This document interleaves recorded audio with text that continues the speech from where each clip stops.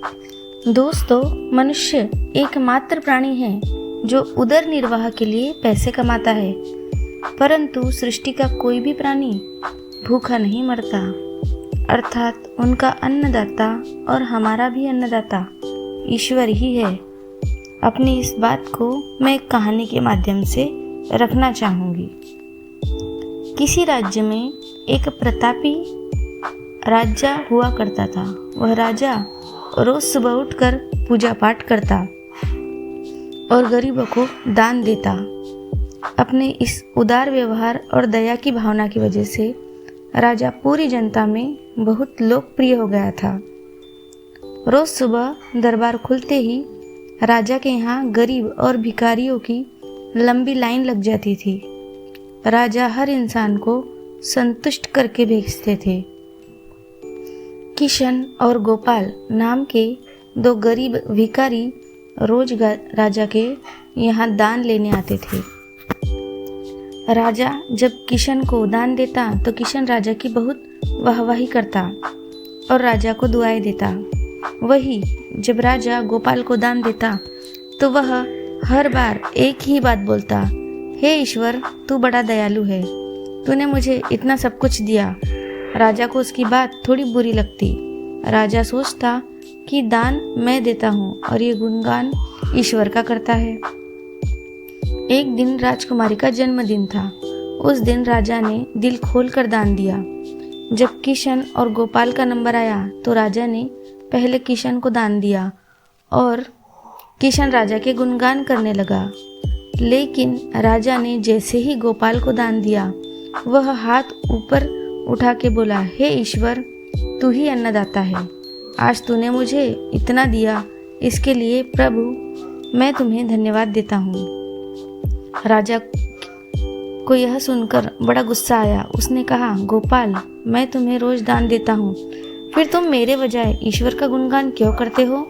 गोपाल बोला, राजन, देने वाला तो ऊपर बैठा है, वही सबका अन्नदाता है, आपका भी और मेरा भी। यह कहकर गोपाल वहाँ से चला गया।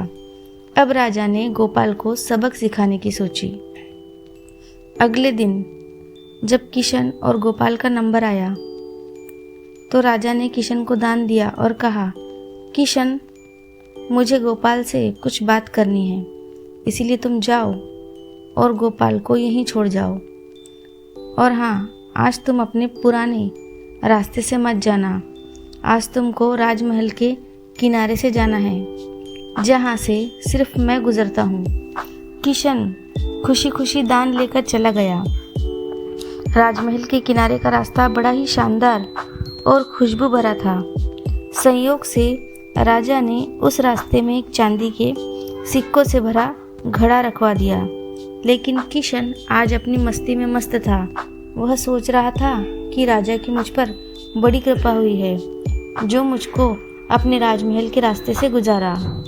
यहाँ से तो मैं आँख बंद करके भी चलूँ तो कोई परेशानी नहीं होगी। यही सोचकर किशन आंखें बंद करके रास्ते से गुजर गया, लेकिन उसकी नज़र चांदी के सिक्के से भरे घड़े पर नहीं पड़ी।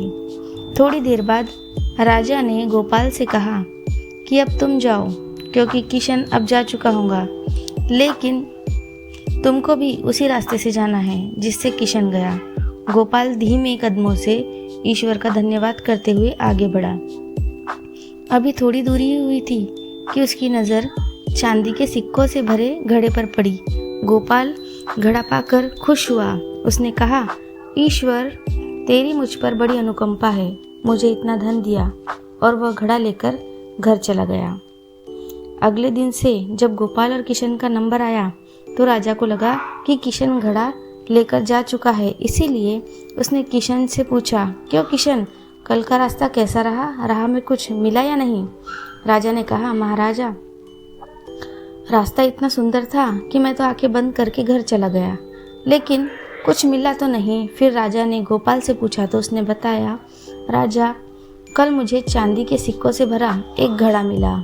ईश्वर ने मुझ पर बड़ी कृपा की। राजा किशन से बड़ा गुस्सा हुआ।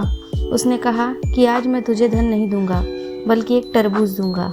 किशन बेचारा परेशान तो था, लेकिन कहता भी तो क्या, चुपचाप तरबूज लेकर चल पड़ा।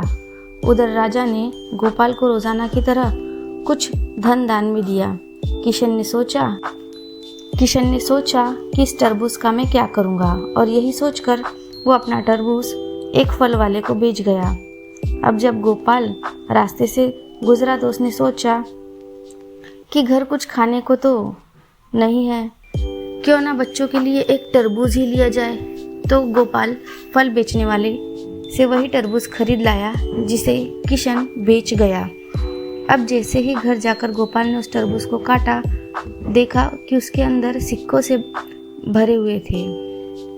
गोपाल यह देखकर बड़ा प्रसन्न हुआ और ईश्वर को धन्यवाद देते हुए कहा कि ईश्वर, आज तूने मेरी गरीबी दूर कर दी है, तू बड़ा दयालु है, तू सबका अन्नदाता है। अगले दिन जब राजा दान दे रहा था तो उसने देखा कि केवल अकेला किशन ही आया था, गोपाल नहीं। उसने किशन से पूछा तो किशन ने बताया कि कल भगवान की कृपा से गोपाल को एक तरबूज मिला जिसके अंदर सोने के सिक्के भरे हुए थे। वह गोपाल तो अब संपन्न हो चुका है।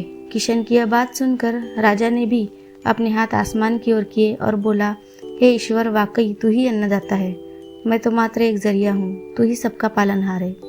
राजा को अब सारी बात समझ आ चुकी थी। दोस्तों, ये कहानी आपको पसंद आई हो और इसी तरह की कहानियाँ आप आगे भी सुनना चाहें तो हमारे चैनल को सब्सक्राइब करें। धन्यवाद।